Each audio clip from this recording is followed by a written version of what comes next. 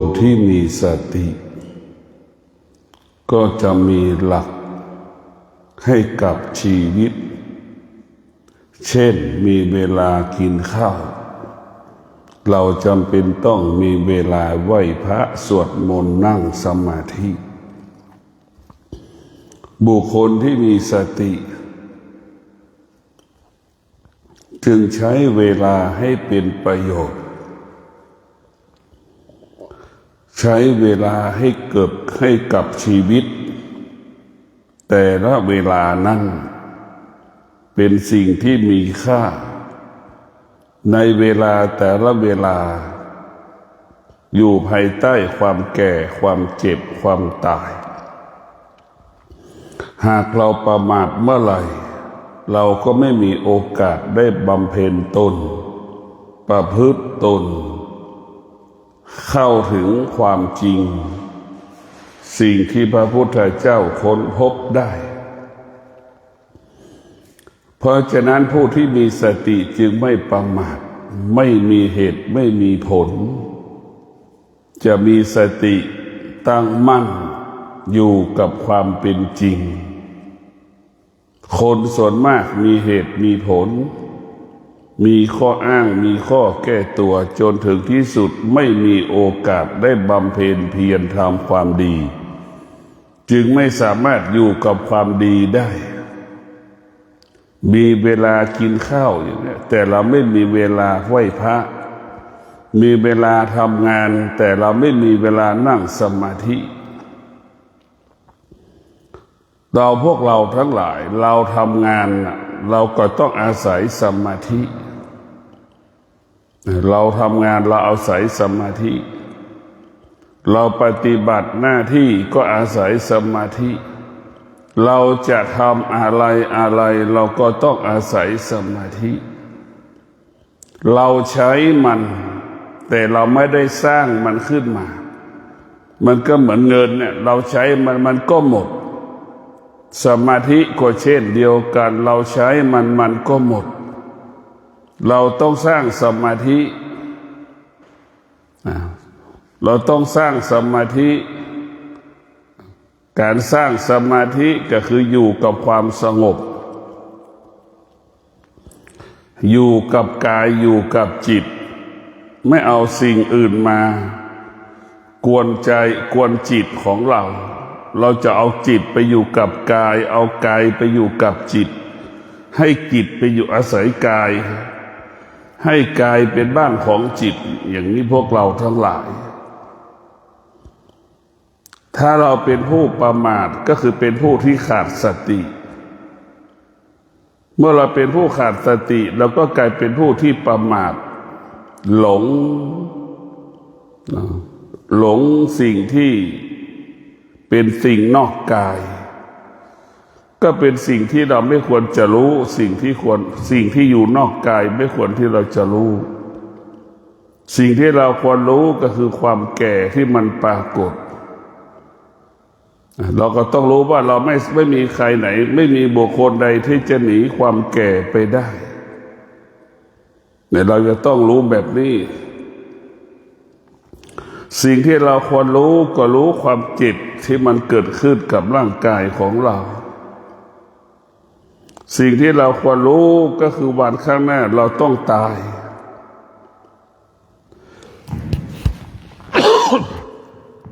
เราต้องรู้ว่าไม่มีใครหลีกเลี่ยงหนีความจริงได้ทุกอย่างมันเป็นความจริงแต่เราเข้าถึงความจริงเราก็อยู่กับความจริงนั้นได้ถ้าเราขาดสติเราก็ไม่สามารถรู้ความจริงเราก็ไม่สามารถเข้าถึงความจริงจนถึงที่สุดชีวิตเราก็อยู่กับความไม่เป็นจริงวกไปวนมากับความสุขความทุกข์วกไปวนมากับสิ่งที่พอใจกับสิ่งที่ไม่พอใจมันปรากฏแต่ละวัน ส่วนผู้ที่มีสตินั้นจะปลดเปลื้องสิ่งที่เราไม่พอใจออกไปจากใจของเราออกไปจากกายของเราพอใจก็จะไม่ให้เกิดไม่พอใจก็ไม่ให้มันเกิดเราต้องพิจารณาผู้ที่มีสติอยู่เหนือปัจจุบันเรียกว่าอยู่เหนือปัจจุบันไม่ได้อยู่กับปัจจุบันอยู่เหนือปัจจุบันปัจจุบันมันก็สิ่งที่เกิดสิ่งที่ดับมันอยู่เป็นเรื่องปัจจุบันแต่เรามีสติเราจะอยู่เหนือปัจจุบันเราต้องพิจารณาว่าสิ่งที่เกิดสิ่งที่ดับล้วนเป็นเรื่องอนิจจังทุกขังอนัตตามันเป็นทั้งอดีตปัจจุบันแต่เรามีสติรู้อยู่เหนืออดีตอยู่เหนือปัจจุบันเนี่ยสำคัญที่สุดเราไม่เป็นไปตามมันผู้ที่มีสติก็จะรู้ว่าสิ่งทั้งหลายทั้งปวงได้แก่อารมณ์ความรู้สึกสิ่งเหล่านี้นี่มันอาศัยตาอาศัยหูอาศัยจมูกอาศัยลิ้นอาศัยกายแล้วก็อาศัยจิตมันจึงทำให้เราสะเทือนหวั่นไหวตลอดกาลเวลาแต่ผู้ที่ฝึกจิตนั่นก็จะมั่นคงเมื่อตาสัมผัสหูได้ยินหูสัมผัสจมูกสัมผัสสมุดรู้สึกลิ้นสัมผัสลิ้นรู้สึกกายสัมผัสกายรู้สึกจิตรู้สึกจิตสัมผัสผู้ที่มีสติก็จะอยู่เหนือสิ่งเหล่านี้เรียกว่าอายตนะไม่มีสามารถควบคุมอายตนะได้ผู้ที่มีสติส่วนคนที่ขาดสติไม่สามารถควบคุมอายตนะได้ตารู้ก็ตกอยู่ใต้อำนาจตาที่มันรู้หูรู้ก็ตกอยู่ใต้อำนาจสิ่งที่หูมันรู้จมูกมันรู้ก็ตกอยู่ใต้อำนาจที่จมูกมันรู้ลิ้นมันรู้ก็ตกอยู่ใต้อำนาจลิ้นที่มันรู้กายมันรู้เราก็ตกอยู่ใต้อำนาจที่กายมันรู้จิตมันรู้ก็ตกอยู่ใต้อำนาจสิ่งที่จิตมันรู้แหละชีวิตของเราก็เป็นอย่างนี้ทั้งวันทั้งวันส่วนที่ผู้ที่มีฝึกจิตอบรมจิตก็จะอยู่เหนือสิ่งเหล่านี้อยู่เหนืออายตนะผู้ที่มีสติอยู่เหนืออายตนะควบคุมอายตนะอายตนะสัมผัสรู้สึกสิ่งใดก็ไม่มีค่าไม่มีความหมายสำหรับบุคคลที่ฝึกจิตพวกเราต้องพิจารณาทุกวันนี้เราอยู่ใต้อารมณ์ของเราอยู่ใต้ความรู้สึกของเรามากเกินไปเราต้องมีสติที่จะออกจากความคิดของเราออกจากความรู้สึกของเราต้องออกให้ได้ออกจากความคิดออกจากความรู้สึกออกจากอารมณ์ของเราที่มันอาศัยตาหูจมูกลิ้นกายใจเป็นทางผ่านแล้วมันก็แปลสภาพจากตากลายเป็นหูจากหูกลายเป็นจมูกจากจมูกกลายเป็นลิ้นจากลิ้นมันก็กลายเป็นจิตเป็นกายเป็นจิตของเรามันก็แปลสภาพไปอย่างนี้แหละจนไม่มีวันจบสิ้นแต่พวกเราทั้งหลายเราต้องพิจารณาเรื่องอารมณ์เรื่องความรู้สึกเราจะต้องพิจารณามีสติหยุดยั้งยับยั้งสิ่งที่เรารู้สิ่งที่เราเห็นสิ่งที่เราสัมผัสที่มันอาศัยตาหูจมูกลิ้นกายใจเราจะต้องมีสติจะไม่ตอบสนองความรู้สึกที่เรารู้สึกที่มันอาศัยตาหูจมูกลิ้นกายใจเราจะไม่ตอบสนองอารมณ์ที่มันอาศัยตาหูจมูกลิ้นกายใจ มันก็ไม่มีอะไรที่จะเกิดขึ้นกับชีวิตของเราตัวสติก็คือตัวรู้ควบคุมได้นั่นแหละเหมือนจ็อกกี้นั่งบนหลังม้าควบคุมม้าได้เหมือนควานช้างควบคุมช้างได้นั่นแหละเหมือนคนขับเครื่องบินควบคุมเครื่องบินนั่นแหละเหมือนคนขับรถควบคุมรถเหมือนคนขับรถไฟควบคุมรถไฟนั่นแหละผู้ที่มีสติรู้ก็จะควบคุมการรับรู้ของเราได้ถ้าคนขาดสติก็ควบคุมสิ่งที่เรารู้ไม่ได้ไปควบคุมไม่ได้ก็ตกอยู่ใต้อำนาจสิ่งที่เรารู้มันก็เป็นเช่นนี้ของเราพวกเราก็พิจารณาดูถ้าเราขาดสติขาดปัญญาเราก็จะตกอยู่ใต้อำนาจสิ่งที่เรารู้ผู้ที่มีสตินั้นจะรู้สึกตัวอยู่ตลอดเวลา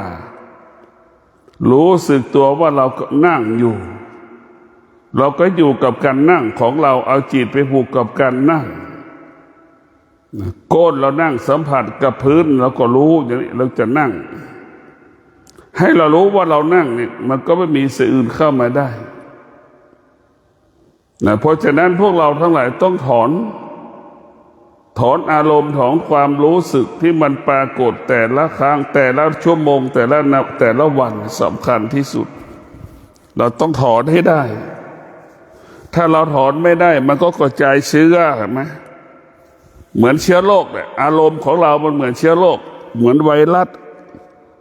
มันแปรสภาพตลอดจากตากลายเป็นหูจากหูกลายเป็นจมูกจากจมูกกลายเป็นลิ้นจากลิ้นกลายเป็นกายจากกายกลายเป็นจิตนี่แหละมันแปรสภาพตลอดเวลาถ้าเรามีสติเนี่ยมันก็เหมือนวัคซีนเนี่ยไม่ให้มันแพร่เชื้อไม่ให้มันกระจายเชื้อ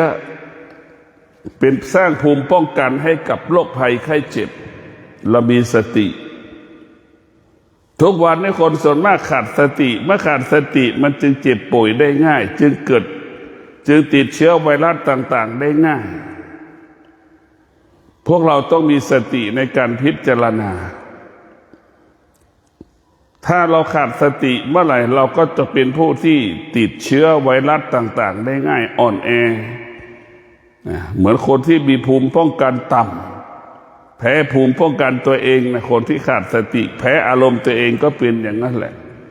อยู่ใต้อารมณ์ของตนเองก็เหมือนคนแพ้ภูมิตัวเองนะอ่อนแอหวั่นไหวเป็นเช่นนั้นพวกเราต้องมีสติที่จะแก้ไขอารมณ์ความนึกคิดที่มันปรากฏซ้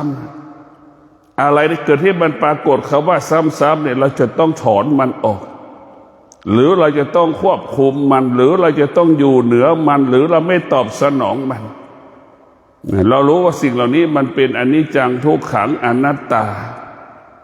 รู้ว่าสิ่งเหล่านี้มันแปรสภาพตลอดเวลา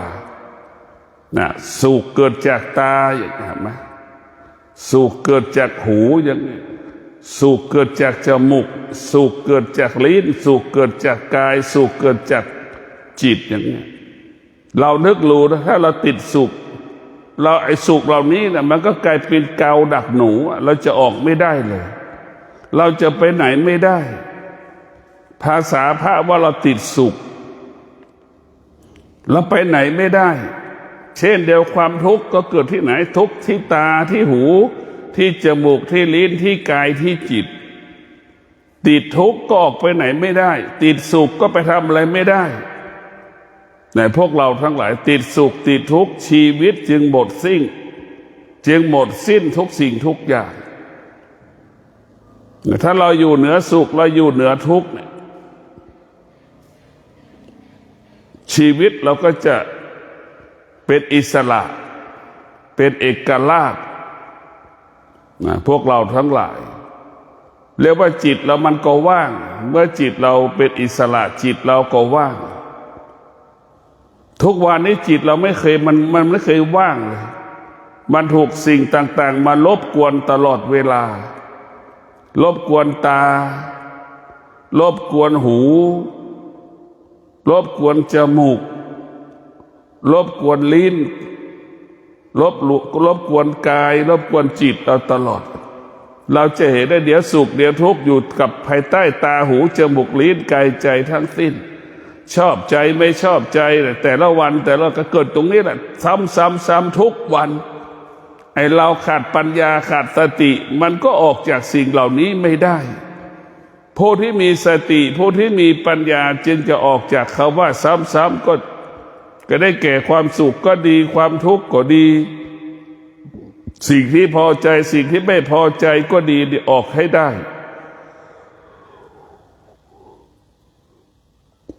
เพราะฉะนั้นพวกเราต้องพิจารณาถอดถอนหรือปลดเปลื้องอารมณ์ความรู้สึก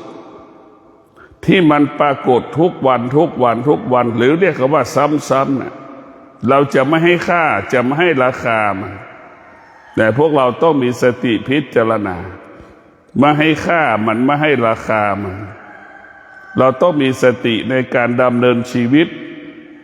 เรามีสติในการประกอบอาชีพมีสติในการปฏิบัติธรรมจะทำอะไรก็แล้วแต่มีสติกายก็สะอาดใจก็สะอาดกายก็บริสุทธิ์ใจก็บริสุทธิ์นี่แหละสติสุขไม่มีทุกข์ไม่มี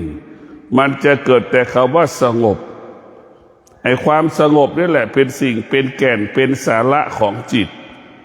ที่มันต้องการและปรารถนาก็คือความสงบพวกเราทั้งหลายความสงบเนี่ยมันต้องอาศัยตาหูจมูกลิ้นกายใจรวมกันเป็นหนึ่งมันจึงจะเกิดคำว่าสงบเดี๋ยวนี้ตา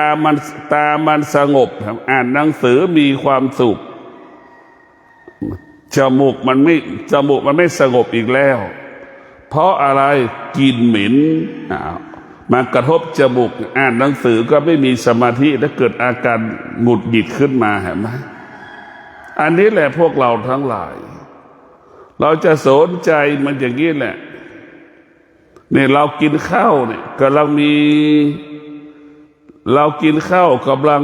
อร่อยกินข้าวกำลังมีความสุขเห็นไหมกินเหม็นออกมาอีกแล้วเนี่ยเห็นไหมมันก็จบอีกเลยในพวกเราทั้งหลายมันจะเวียนอย่างนี้แหละมันจะเวียนเราชีวิตเราจะตกอยู่ใต้อำนาจตาหูจมูกลิ้นกายใจทั้งตาหูจมูกลิ้นกายใจเนี่ยเป็นผู้เบียดเบียนเราเป็นผู้เบียดเบียนชีวิตเราเป็นผู้เบียดเบียนอนาคตของเราตาหูจมูกลิ้นกายใจเป็นผู้บ่อนทำลายคุณภาพชีวิตของเราการภาวนาการมีสติเราจะไม่ให้เราจิตเราไปตกอยู่ใต้อำนาจตาหูจมูกลิ้นกายใจเรามีสติรู้ก็อยู่เหนือสิ่งที่เรารู้นั่นแหละเรามีสติรู้เราก็ละสิ่งที่เรารู้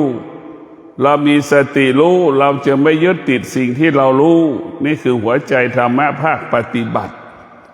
มีสติรู้ว่าสามีโมโหนี่เราก็หยุดเสีย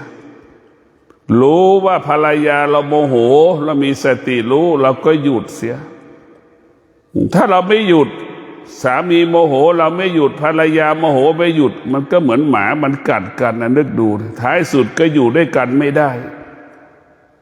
พวกเราก็ต้องเป็นอย่างนั้นเพราะเรามีสติรู้เราก็ถอนอารมณ์ถอนความโมโหถอนหงุดหงิดออกถอนทิฏฐิถอนมานะเราออกเราต้องมีสติรู้เมื่อเรามีสติรู้ในพวกเราจะไม่ตอบสนองมันเช่นสามีโมโหเนี่ยเราก็มีสติรู้เราก็ไม่ตอบสนองมันหลบไปหลีกมันเงียบสงบมันก็ไม่เกิดอาการสำแดงอาการรุนแรงเกิดขึ้นพวกเราทั้งหลายส่วนมากเราไม่ขาดสติแล้วไปตอบสนองมันจึงเกิดเหมือนเราเอาน้ำมันไปเทในกองไฟนั่นแหละเหมือนเราเอากระดาษเอาขยะใบไม้ไปเทในกองไฟนั่นแหละมันก็มีความร้อนรุนแรงเกิดขึ้นเราไปตอบสนองเราก็เกิดคำว่ารุนแรงเกิดขึ้นกับเราพวกเราทั้งหลายต้องพิจารณา สิ่งเหล่านี้มันเป็นปกติของมันสิ่งเหล่านี้มันเป็นปกติเป็นธรรมชาติพื้นฐานของมันแต่ถ้าเรามาเอาธรรมะไปแก้ไขมันเอาธรรมะไปแก้ไขสิ่งที่เป็นธรรมชาติเอาธรรมะไปควบคุมสิ่งที่เป็นธรรมชาติเอาธรรมะไปศึกษาสิ่งที่มันเป็นธรรมชาติเราก็อยู่เหนือมันเราก็จะอยู่เหนือมันหมดเช่นตาเห็นรูปเราก็เอาตาของเราไปเป็นให้มีสมาธิ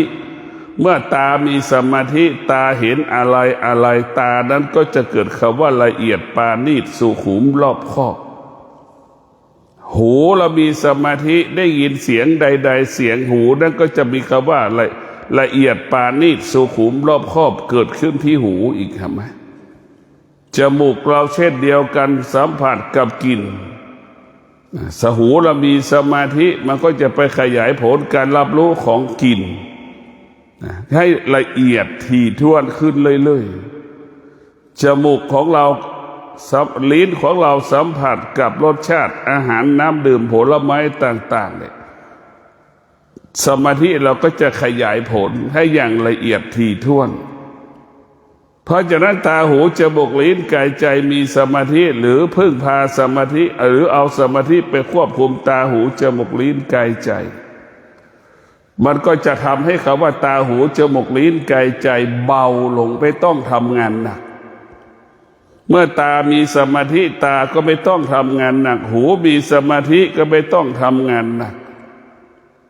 แต่พวกเราทั้งหลายคนที่มีสมาธิก็เปรียบเสมือนคนที่มีบัตร ATM นั่นแหละคนที่ไม่มีสมาธิก็เปรียบเสมือนคนที่ไม่มีบัตร ATM แต่มีสตางค์สตางค์เนี่ยเป็นแสนเนี่ยมีตั้ง400,000 500,000เนี่ยเป็นปึกอยู่ในกระเป๋าที่เราสะพายเรานึกดูนี่มันเป็นภาระไหมกระเป๋ากับคนที่มีบัตร ATM อันไหนเป็นภาระมากกว่ากันคนที่มีสมาธิเปรียบเสมือนบัตร ATM คนที่ไม่มีสมาธิหรือคนที่มีความคิดก็เหมือนคนที่มีสตางค์เป็นปึกอยู่ในกระเป๋า500,000ก็5 ปึกเนี่ยมันหนักไหมมันเป็นภาระมันเป็นกังวลใจไหมมันสงบไหมกังวลใจสงบใจมันไม่สงบแต่คนที่มีสมาธิมันควรจะสงบเหมือนกันเราจะเห็นว่าสมาธิมีบัตร ATM ไม่ต้องกังวลว่าใครจะมาขโมยเพราะมันไม่รู้รหัสหรือมันขโมยไปมันก็ไม่รู้รหัสแต่ตรงกันข้ามคนที่ไม่มีสมาธิและมีเงินเป็นปึกอยู่ในกระเป๋าที่สะพายไว้นี่มันกังวลใจหมดจะกินจะนั่งจะนอนจะเดินกังวลใจอยู่ตลอดเวลาแล้วว่ากังวลใจไม่สบายใจเพราะอะไรเพราะกลัวเงินมันหายนะตรงกันข้ามคนที่มีสมาธิตรงกันข้ามคนที่มีสมาธิและพวกเราทั้งหลายมันจะไม่ต้องกังวลใจใดๆเพราะมีบัตร ATM ใบเดียวไม่ต้องกลัวใครมาขโมยจิตเป็นอิสระพวกเราคนที่มีเงินได้จิตไม่อิสระเพราะจิตไปผูกกับเงินกลัวคนจะมาขโมยเงินเห็นไหมมันทำเป็นทุกข์แต่คนที่มีบัตร ATM ทำให้จิตเป็นอิสระไม่ต้องกังวลใจบัตร ATM นั้นไม่มีใครขโมยไปแล้วก็ไม่สามารถจะไปถอนเงินเราได้เพราะมันไม่รู้จักคำว่ารหัสของเรานี่มันแตกต่างกันเราต้องมาทบทวนชีวิตที่มันอยู่กับเดิมๆเนี่ยเราต้องออกจากสิ่งนั้นเป็นเดิมๆให้ได้เรียกว่าเดิมๆนั้นสำคัญที่สุดสิ่งที่เป็นของเดิมๆเนี่ยจึงทำให้เราลำบากกายลำบากใจอยู่ตลอดเวลาเราต้องออกจากถอนให้ได้โดยเฉพาะเราให้สติให้จิตเรียกว่าให้อายตนะของเรามีสมาธิเนี่ยมันจะทำให้เรานั้นไม่ผิดพลาดตามีสมาธิเวลาตัดสินใจใดๆในตาที่มันสัมผัสกับรูปมันก็ไม่ผิดพลาด หูได้ยินเสียงใดๆหูมีสมาธิเวลาหูจะตัดสินใจในการสื่อสารเช่นโทรศัพท์และสื่อสารธุรกิจเราก็จะไม่ผิดพลาดนี่แหละปากเรามีสมาธิเวลาเราเจรจาสื่อสารใดๆปากเรามีสมาธิเรามีสมาธิมันอยู่ที่ปากเราจะพูดจะคุยเจรจาอะไรเราก็ไม่ผิดพลาดสำเร็จในการเจรจาเนี่ยสมาธิจะขยายผลการรับรู้ตาหูคือเสียงเห็นไหมปากของเราตาของเราเนี่ยมันจะขยายสมาธิไปขยายหมดเวลาเราจะตัดสินใจอะไรแล้วมันจะขยายได้ตัดสินใจได้ไม่ผิดแม่นยำเช่นเราเจรจาสื่อสารเนี่ยเราก็จะมีพลังพวกเราทั้งหลายเราจะมีสติเรามีสมาธิไว้ที่จมูกเราจะตัดสินใจอะไรก็แล้วแต่กลิ่นที่เราสัมผัสมันก็จะสัมผัสได้กลิ่นนั้นง่ายเช่นมีการแข่งขันเนี่ยให้เราสัมผัสกับกลิ่นนั้นเราเอาไม่ต้องเห็นว่าเป็นกลิ่นไม่ให้เราเห็นวัตถุสิ่งของแต่เราสัมผัสรู้ได้ว่ากลิ่นนี่เป็นกลิ่นหมากลิ่นไก่กลิ่นปลาที่มันเน่าเนี่ยเราสัมผัสได้นั่นแหละคือเรามีสมาธิแต่พวกเราทั้งหลายสมาธิก็จะเป็นอย่างนี้เมื่อเรามีสมาธิมีบทบาทเมื่อมีสมาธิแล้วสมาธิมีบทบาทต่อตาหูจมูกลิ้นกายใจกายของเราก็ประกอบไปด้วยเท้าขวาเท้าซ้ายอย่างนี้เราทุกย่างก้าวเรารู้สึกว่าขวามันย่างซ้ายมันย่างอย่างนี้การย่างก้าวของเราก็ไม่ผิดพลาดพวกเราทั้งหลายมือขวามือซ้ายของเราอย่างนี้ไปจับวัตถุสิ่งของอันใดเราก็รู้สึกตัวอยู่ตลอดเวลามันก็ไม่ผิดพลาดในพวกเราทั้งหลายนี่แหละคือทำให้เรานั้นมีพลังและยิ่งใหญ่ให้เราพิจารณาว่าชีวิตมันเป็นแบบนี้อย่างนี้ของเราการมีชีวิตอยู่นั้นลำบากเนี่ยพวกเราทั้งหลายการมีชีวิตอยู่มันลำบากเพราะเราขาดสติถ้าเรามีสติกับสมาธิมันจะง่ายมันจะสะดวกในพวกเราทั้งหลายและจะเห็นว่าเมื่อเรามีสมาธิมันจะมีพลังเมื่อเรามีสมาธิเราจะมีความสุขสมาธิจะเป็นทำให้เรามีความสุขสมาธิจะทำให้เราสงบหรือสงบเมื่อกายสงบเรานั่งสมาธิก็ง่ายเมื่อเรามีสมาธิเรานั่งส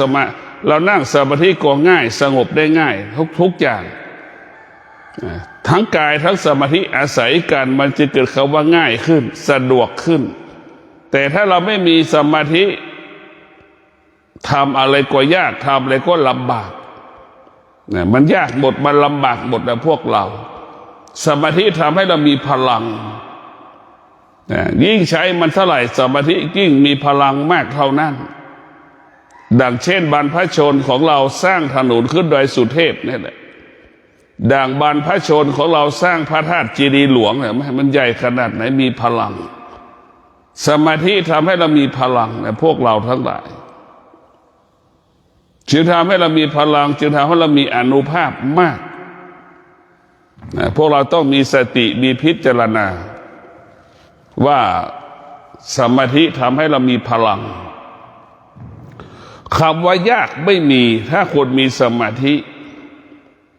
คนที่มีสมาธิทำอะไรก็เกิดคำว่าง่ายตลอดกาลเวลาพวกเราทั้งหลายดังครูบาเจ้าศรีวิชัยเห็นไหมบำเพ็ญเพียรแล้วไปสร้างถนนขึ้นพระธาตุโดยสุเทพมันง่ายสะดวกดังหลวงปู่มั่นมีสมาธิในการบำเพ็ญเพียรภาวนาก็ง่ายสะดวกจนได้บรรลุธรรมเห็นธรรมเนี่ยพ่อแม่ครูบาอาจารย์พูดกันแต่พวกเราทั้งหลายต้องมีสติพิจารณาชีวิตของเราเนี่ยพวกเราทั้งหลายต้องพึ่งพาสมาธิหรือพึ่งพาธรรมะมันจะอยู่กับความเป็นจริงและก็จะอยู่เหนือกับความเป็นจริงนั้นได้ส่วนมากเราไม่มีสติไม่มีสมาธิ อยู่กับความเป็นจริงนั้นไม่ได้ แล้วก็ไม่รู้ความเป็นจริงนั้นไม่รู้ความเป็นจริงเมื่อไม่รู้ความเป็นจริงมันก็หลงกับความไม่เป็นจริงแต่พวกเราทั้งหลายดังผู้ชายขายตัวผู้หญิงขายตัวนะอยู่กับความไม่เป็นจริงเช่นนั้นแหละมันก็หลงอยู่อย่างนั้นแหละออกไม่ได้ในพวกเราทั้งหลายผู้ที่ฝึกฝนจิตอบรมจิตจะพิจารณาสิ่งที่มันปรากฏขึ้นที่กายของเราเช่นความเจ็บก็ดีเจ็บป่วยก็ดีเจ็บปวดร่างกายก็ดีอย่างเงี้ยเราจะพิจารณามันเราจะไม่ตอบสนองสิ่งเหล่านี้นะพอเรายืนนานๆมันก็ปวดมันก็เมื่อยเกิดความทุกข์เรานั่งนานๆเราก็เจ็บเราก็ปวดมันก็เกิดความทุกข์เราพูดนานๆเห็นไหมมันก็เกิดคำว่าเจ็บปวดเบื่อเมื่อยล้าก็เกิดความว่าความทุกข์พวกเราทั้งหลายนะมันเป็นความทุกข์หมดมันไม่มีสิ่งใดที่มันจะสุขมันไม่มีอะไรนานๆแล้วเป็นทุกข์ทั้งสิ้นแค่เราเคี้ยวข้าวนานๆนี่จะเป็นทุกข์เลยแต่พวกเราทุกอย่างเราต้องอยู่กับสิ่งใดๆก็แล้วแต่มันเหมือนกันหมดถ้าเราขาดสติขาดปัญญาเนี่ยเราจะไม่เห็นความจริงถ้าเรามีสติมีปัญญาเราจะเห็นความจริงอยู่กับความเป็นจริงที่มันปรากฏซ้ำๆเนี่ยเหมือนหลวงปู่มั่นฉันอาหารมื้อเดียวอย่างนี้นะที่สุดก็อยู่ได้พวกเราทั้งหลายหลวงปู่มั่นก็เป็นมนุษย์แต่หลวงปู่มั่นมีสติมีสมาธิมีปัญญาหลวงปู่มั่นจึงอยู่เหนือมนุษย์มนุษย์กินทั้งวันน่ะแต่หลวงปู่มั่นพระปฏิบัติจะฉันแค่1 มื้อพอฉัน1 มื้อแล้วของขบเคี้ยวจะไม่กินจะไม่ขัดฉันใช่ไหมอันนี้แหละคือตัวอย่างที่เป็นธรรมหลวงปู่มั่นจึงเป็นมนุษย์จึงอยู่เหนือมนุษย์ก็เพราะท่านละการเป็นมนุษย์จึงอยู่เหนือมนุษย์การปฏิบัติธรรมหรือธรรมะก็เหมือนกันให้เราถ้าเราไม่สามารถอยู่เหนือการเป็นมนุษย์ได้ก็ให้เราอยู่กับการเป็นมนุษย์ให้ได้ไม่เบียดเบียนชีวิตสัตว์ด้วยกันไม่ว่ามนุษย์และสัตว์นี่แหละก็ถือว่าอยู่ได้ในการเป็นมนุษย์อยู่ได้เป็นปกติไม่เบียดเบียนทรัพย์สมบัติซึ่งกันและกันอย่างเงี้ยนี่คือการเป็นมนุษย์ก็ประเสริฐละไม่เบียดเบียนคนในครอบครัวซึ่งกันและกันเนี่ยเราไม่เบียดเบียนใส่ร้ายป้ายสีซึ่งกันและกันเราไม่เบียดเบียนต่ออาชีพหน้าที่การงานซึ่งกันและกันอย่างเงี้ยแค่นี้ก็ประเสริฐพวกเราทั้งหลายแต่ธรรมะของพระพุทธเจ้าส่วนมากให้เราอยู่เหนือการเป็นมนุษย์ให้เราละการเป็นมนุษย์เช่นหลวงปู่มั่นฉันข้าว1 มื้อเห็นไหมเนี่ยบางวันท่านไม่ฉันเลยเช่นวันพระท่านจะงดฉันอาหารอย่างเนี้ยท่านก็จะเดินจงกรมทั้งวันนั่งเดินนั่งสมาธิเดินนั่งสมาธิเดินจงกรมนั่งสมาธิเดินจงกรมทั้งวันอย่างนี้นี่แหละพวกเราต้องพิจารณาคือการเปลี่ยนแปลงคือเราต้องเปลี่ยนแปลงพฤติกรรมการเป็นมนุษย์ตั้งแต่การกินการนอนต้องเปลี่ยนแปลงอริยบททั้ง4นอนน้อยปฏิบัติธรรมให้มากอย่างนี้กินน้อยอย่างนี้พวกเราทั้งหลายถ้าเราต้องการหลุดพ้นการเป็นเราต้องการเราจะอยู่เหนือการเป็นมนุษย์เราต้องมีสติต้องมีสัจจะต้องมีวิริยะ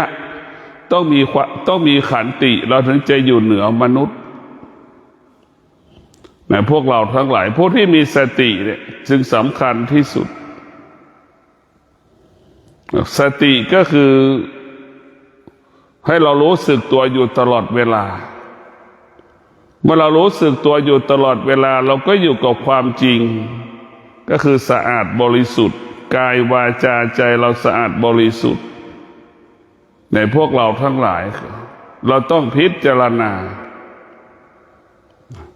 คนส่วนมากมันก็ขาดสติขาดปัญญาหมดมันก็กินเหมือนเสมอเหมือนกันหมดนะพระสงฆ์ขาดสติขาดปัญญาก็กินดั่งชาวบ้านเหมือนกันหมดนะเหมือนกันนะถ้าชาวบ้านมีสติชาวบ้านก็จะอยู่เหนือชาวบ้านชาวบ้านอาจจะอยู่เหนือพระอีกอย่างนี้นะพวกเราทั้งหลายนะเราต้องมีสติที่จะละการเป็นมนุษย์ตั้งแต่เรามาปฏิบัติธรรมเนี่ยเราก็ละการเป็นมนุษย์ไปจำนวนมากเกือบ30-40%ใช่ไหมอย่างน้อยละความรู้อย่างน้อยละพฤติกรรมเนี่ยเรามาทางสายเอก3 วันเนี่ยเราก็สีขาวซะนั่นแหละใช่ไหมสีขาวสีเดียวอย่างนี้แหละแต่ถ้าเราไม่อยู่ทางสายเอกดิกางเกงกี่สีละวันหนึ่งเนี่ยนึกดูกันแล้วกันกางเกงกี่สีวันหนึ่งเราต้องพิจารณาเสื้อกี่ตัวเราในวัน2 ตัว 3 ตัวเราใส่แล้วก็เปลี่ยนใส่แต่เราไปอยู่ทางสายเอก3 วันก็สีขาวเหมือนเดิมเห็นไหมนี่แหละเราละกันเป็นมนุษย์ละพฤติกรรมเราอยู่ทางสายเอกเนี่ยแล้วก็กินข้าวก็ไม่มีอะไรให้กินแล้วนี่พอให้สัจจะแล้วเลยแต่มันก็มีสติขึ้นเราอยู่วัดเรามีสติขึ้นเราอยู่บ้านเราขาดสติกินก็ตามใจตัวเองจะนอนก็ตามใจตัวเองจะไปเหนือไปใต้ก็ตามใจตัวเองนั่นแหละเราขาดสติก็ไปตอบสนองแต่พอเราไปอยู่ทางสายเอกเนี่ยเราไม่ตอบสนองเราได้ถึงเราจะคิดถึงเราจะรู้สึกแต่เราไม่สามารถตอบสนองมันได้นะเพราะเรามีสติรู้สึกตัวอยู่ตลอดเวลานี่แหละเราอยากจะหนีเราตั้งใจมา5 วันมาอยู่ได้2 วันคิดจะไม่อยากจะอยู่อย่างเงี้ยมาเกิดอาการอยากจะหนีไม่อยากจะอยู่อยากจะออกจากสถานที่เลยเนี่ยเราก็มีสติเมื่อเรามีสติเราจะควบคุมมันเราจะควบคุมสิ่งที่เรารู้ทั้งหมดทั้งสิ้นนะพวกเราทั้งหลายเนี่ยเรามีแล้วว่าเราจะต้อง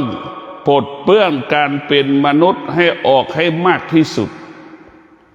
เราลำบากเพราะเราเป็นมนุษย์นี่แหละเราไปดูงัวควายช้างม้าเนี่ยมันไม่ลำบากอย่างเราเลยงัวควายช้างม้าที่มันไม่ลำบากเพราะมันไม่ยึดติดแล้วมันไม่สะสมสิ่งที่มันรู้มนุษย์นี่สะสมสิ่งที่มันรู้ยึดติดสิ่งที่มันรู้ตั้งแต่เสื้อผ้าวัสดุคารุภัณฑ์เต็มไปหมดบ้านทุกหลังก็เป็นอย่างนี้ใช้ก็ไม่ใช้ก็เก็บไว้ตรงนี้แหละให้ก็ไม่ให้ใช้ก็ไม่ใช้เก็บหวงรักษาไว้อยู่นี่แหละคือขาดสติจะให้คนอื่นได้เป็นประโยชน์ก็ไม่ยอมให้แต่พวกเราต้องมีสติในการพิจารณาชีวิตของเรานะมันต้องอาศัยธรรมถ้าเราไม่อาศัยธรรมแล้วเราก็จะสะสมเห็นไหมสะสมเสื้อผ้าคนละกี่10 ตัวคนละ30 ตัว20 ตัวคนมีกี่คนในบ้านตั้ง3 คนก็คิดดูไม่ต่ำกว่า100 ตัวไปสะสมเสื้อผ้านี่เราไปสะสมเพราะการปฏิบัติธรรมของพระพุทธเจ้าละการเป็นมนุษย์ปลดเปลื้องการเป็นมนุษย์ให้ไม่เหลือน้อยที่สุดมนุษย์ทุกวันไปสร้างเงื่อนไขให้กับชีวิตตนเองปีหนึ่งเราไปสร้างเงื่อนไขให้กับชีวิตตนเองมันจึงเกิดภาระมันจึงเกิดปัญหากับชีวิตของเราแต่จึงให้พวกเราได้เข้าใจว่าเราไม่ควรสร้างเงื่อนไขให้กับชีวิตเราควรปลดเปลื้องเงื่อนไขออกไปจากชีวิตอะไรที่เป็นมนุษย์เนี่ยเราจะต้องถอนให้มันเหลือน้อยที่สุดให้คิดถึงทารกแรกเกิดไม่มีอะไรติดใจมาเลยในใจมันไม่มีอะไรอยู่ในใจมันเลยมีแค่ลมหายใจแค่รู้สึกเฉยๆดีก็ไม่รู้ไม่ดีก็ไม่รู้สึกเฉยๆให้จิตเราเป็นสภาพนั่นแหละให้รู้แล้วก็สงบรู้ นะกายของเราก็เหมือนกายทารกเล็กเกิดไม่มีเสื้อผ้าอะไรมากมายมหาศาลนะเราคิดถึงทารกเกิดมาแล้วได้3 ปีนึกดูเสื้อผ้าเต็มไปหมดนั่นแหละคือเราเป็นโลและสะสมสั่งสมเนี่ยมันจึงเกิดภาระเกิดปัญหาให้กับชีวิตของเราแต่ขอให้พวกเราได้พิจารณาว่าธรรมะคือความจริงของชีวิตธรรมะเป็นผู้แก้ไขชีวิตบุคคลใดพึ่งพาธรรมะบุคคลผู้นั้นก็จะมีชีวิตที่งดงามก็หมายความว่าสบายกายสบายใจสบายกายสบายใจสุขกายสุขใจตรงกันข้ามบุคคลใดที่ไม่อาศัยสมาธิทุกข์กายทุกข์ใจไม่สบายกายไม่สบายใจขอให้ท่านทั้งหลายได้พิจารณาถอดถอนการเป็นมนุษย์